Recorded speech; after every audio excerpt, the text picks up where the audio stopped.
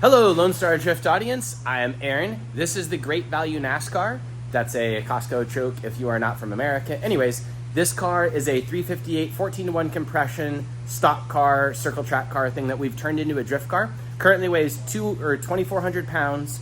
It has a really rowdy, super built little tiny V8. It's a small block Chevy powered through a 4-speed. It should look like a NASCAR, but we have the body off, trying to make it as light as possible. There's still like 200 pounds we could take out, but we're probably not going to because I love this car. And previously it made right at 330 wheel torque and like 330 wheel horsepower. We can show it on an overlay on the dyno in just a minute. That was when it was really cold out, probably like 30 to 40 degrees Fahrenheit. Today it's like 95. And this car, we tested it. It's absolutely amazing. It sounds absolutely rad, but it had a 390 CFM class limiting carb on it, which was specifically to be the limiting factor on the cars, which is hilarious because they build these cars to an inch of their life with like an aftermarket crank, aftermarket rods, aftermarket pistons, crazy compression, all this stuff. The engine revs to 8,000 RPM, and yet they only had a 390 CFM carb on it, which basically is like having an SR20 built to the hilt trying to go racing and then run the stock 270cc injectors. Wait, no, they're 370 cc's. RB20s are 270cc. Anyways, I forget. Right now we're about to run the dyno. We just put a 750 carb on top of it. So we did that. We didn't really know how to tune it. So we had a hot rod dude down the street take over that portion for us. However, they don't actually tune it on the dyno or do anything. I guess they just kind of toss the carb on and then it is what it is.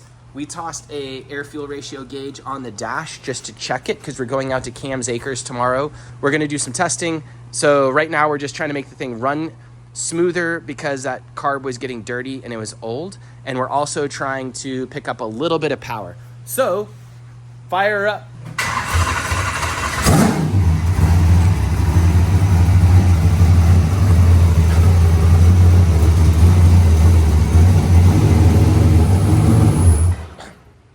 Good try.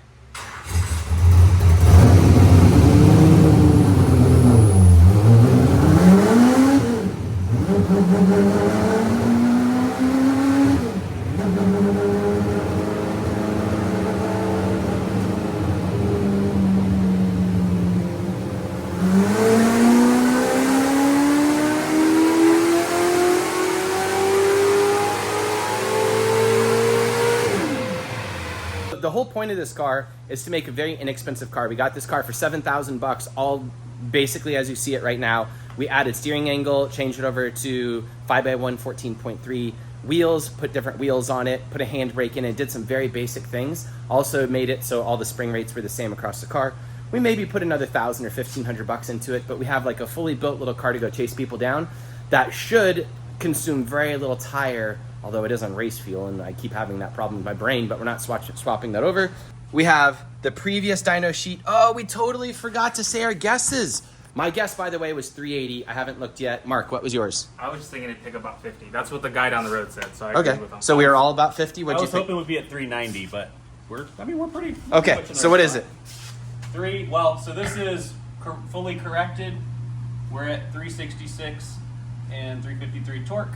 And we came from 312 and 324 torque with your original that it had on it. So we picked up 55 horsepower and 30 foot-pounds of torque? Yes. Okay. And if you move that out of the way for a second, it looks like that's the dyno sheet. Looks like it picked it up everywhere, which is pretty cool. I wonder what the next restriction is. Especially here.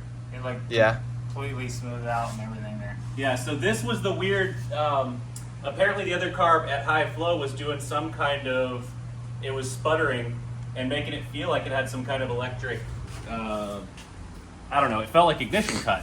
Yeah. But we didn't change any of the ignition stuff, we changed the carb and now it's totally smooth. So it seems like there was either something clogging at high flow or I don't know exactly what, but it wasn't consistent. Since we don't know how carbs work. Yeah, it just kind of went, instead of revving out, it went, rah, rah, rah. And it was a fuel thing, apparently. And what was the air-fuel ratio? It was 13 out to about 65, and then it richened up to like 12.5 by where I stopped. So is that where you want it all the way, or what do you want? Pretty much, yeah. That's actually about right. Okay. Without touching it after some dude just threw it on there and adjusted it. Do we have extra jets and stuff for when we travel? Nope. No. Okay, we need to go get some of that stuff. It's All pretty right. well where it needs to be. Well, it's pretty rad. We don't really have anything else to adjust. Now, one of the things is a bunch of people wanted us to change over to E85. I don't want to do that because I store these cars for long periods of time and I don't want to deal with all that. We just bought a barrel of 102 and it was, I think, $490 or something like that. So it was a lot easier just to do that. And it's 54 gallons and we'll go through that probably in a full 2 to 3 days of driving and we'll just suck it up. It's only twice as much as like normal fuel right now. But they do have E85 setups for these things. This is kind of interesting. What?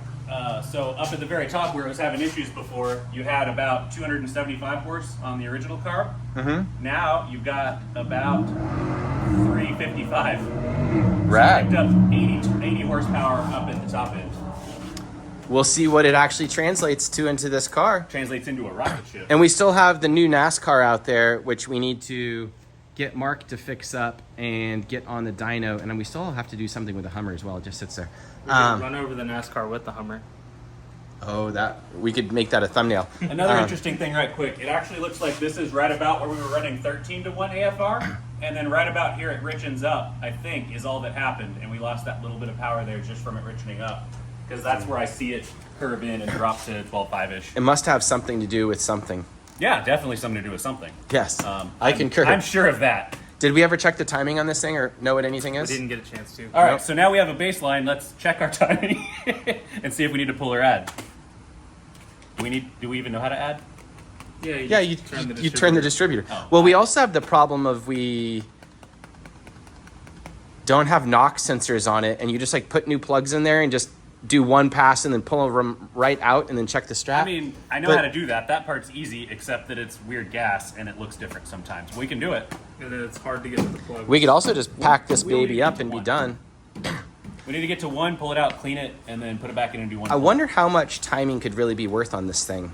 Like an NA motor, and it's already running so well. I mean, that's it. We have a dyno. Do you want to do that, or We're you want to on go a home? dyno. Let's do the testing. Timing light, Mark. Where's it at? I don't know. Inside the trailer? There's actually one sitting right there in view. Where? On the corner of that EAW box. Oh, okay. All right, well, let's do that. I'm super happy, though. For you guys that don't know much about dynos, this is wheel horsepower. Also, all dynos are whack, and all of them are different, so it really only helps on the same day at the same time to see things, because temperature differences and weather and everything else. And then also, everybody's dyno is calibrated differently and whatever, but at least we're putting it on the same dyno at the same place, so we're getting some type of reading. And yes. Just as That's the baseline thing. information, this one is vaguely calibrated to be very similar to a Dynojet. It's an MD250, but we have it adjusted very slightly. If it's a Mustang dyno, why isn't it just calibrated to be like a Mustang dyno?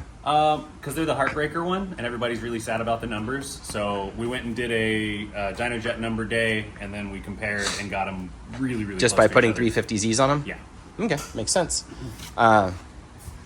Anyways, one of the reasons, by the way, while he sets that up, we have been doing these like little cart things, is I just want to test out building really fast like Dygo cars, because I've been driving full weight cars for so long. I want to drive some like 500 horsepower, like really close to 2,000 pound cars. And then it's going to feel like Dygo's little JZX that's a missile, like rocket ship thing and all that.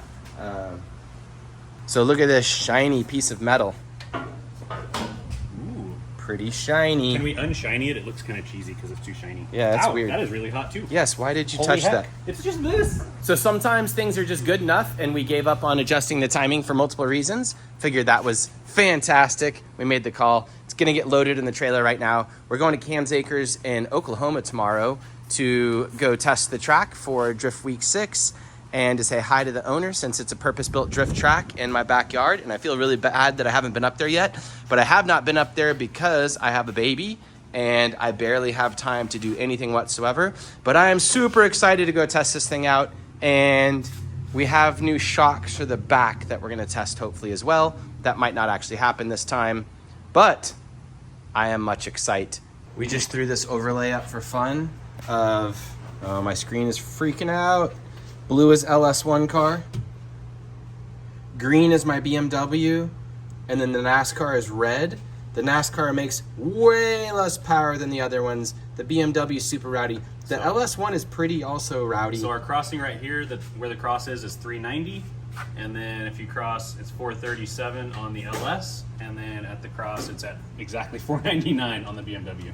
Dang. But there's zero torque on the BMW till about maybe 3,500. Your full spool about 4,600. Very funny. And what's funny is if you were to tell me that which car was the fastest, and I would think it's this one. But also it's because there's bugs in your teeth. One of the things we had a problem with on the Circle Track car was the suspension. The rear, kind of the dampening was, everything was off. We obviously pulled off a ton of weight. We don't even know if they're equally valved side to side, so the car kind of transitioned kind of goofy, and you just got used to it with your feet. What does that say? Anything on the bottom? Hypercharged. Fantastic. That's Any the valving branding. or anything? No. Anyways, we don't know what's going on. enough. But BC Racing was kind enough to send us their new shock line. So thank you very much, BC. So we're going to toss these little guys on and get to work. Yeah. Don't rotate that.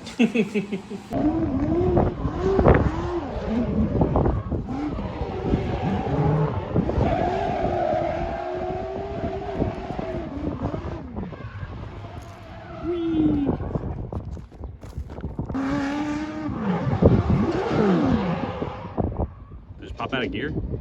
Oh, did something break? That's what it sounds. So we broke the toy. We came out here to CAMS Acres. This place is amazing. I'll chat more about it in a bit, but it's really windy out here. I broke the Circle Track car while we were supposed to be filming and doing everything, and I just went out to make sure it was working, and I didn't do an intro. I didn't do anything yet, but we broke a Ford 9-inch. So if I push this thing, you can see the drive shaft not spinning at all, but the tires are moving. And because it's both axles, all we can assume is that it was the drive shaft. It's not even. I'm sorry, not the drive shaft, the pinion. It's not even making any noise, which is super odd. Yeah, I don't understand. We don't have replacement parts for that or anything, so we really can't choose or like mess with it. Engine felt fantastic. This track is absolutely fantastic. I don't know what else to say because I just broke my toy. And Mark, how do you feel? It's all Mark's fault. How do you think I feel? All his fault, 100%. Mark finally gets to drive it.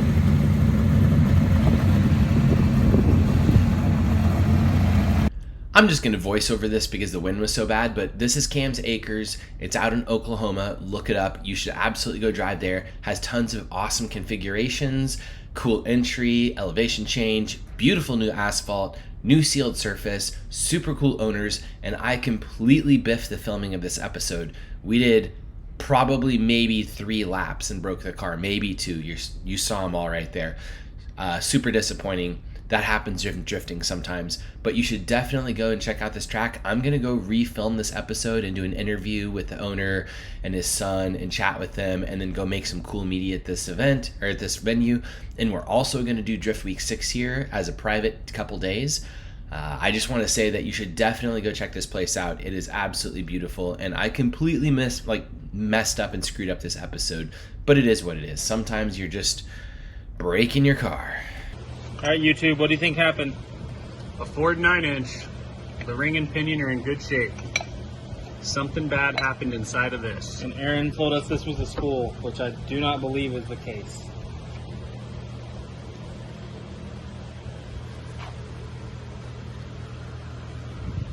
It was a spool. Was it? Yeah. We sheared the fucking center pin. What? What? It did one clutch kick. Oh God. What the fuck? Hold on, let me get out. There you go. Carnage. Wait, how does that pin even get in? You have to pull it off the ring to get the pin in? Yeah, and the pin goes in, and then these guys hold the pin in place. Okay, so did we shear one of them or no? No, we bent one. Okay, so it broke the housing right there. You can see the little crack on the inside, and then it broke the other side of the housing. Well, what happened is we snapped it. So we snapped this thing, and then drove on it with it broken, and it pushed its way out of the case, or tried to anyways. Where's the other broken part of the housing? Is it on the other side? Yeah, it's on the other side. That's what that is. Okay. Okay. It tried to push its way out. Okay, yeah, so this housing is broken on two sides where those pins were and they got shoved out. So that Wild. there.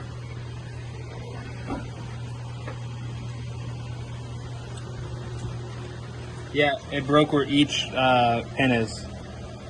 So there and there. So that pin doesn't come. Oh no, there was no pin on this side. There's just the one pin. Oh, there wasn't. It just Yeah, so that's broke just the housing. yeah, that's the housing being broken Cool. where this pin was. Crazy. Let us know if this was actually a spool, or if this was like some kind of weird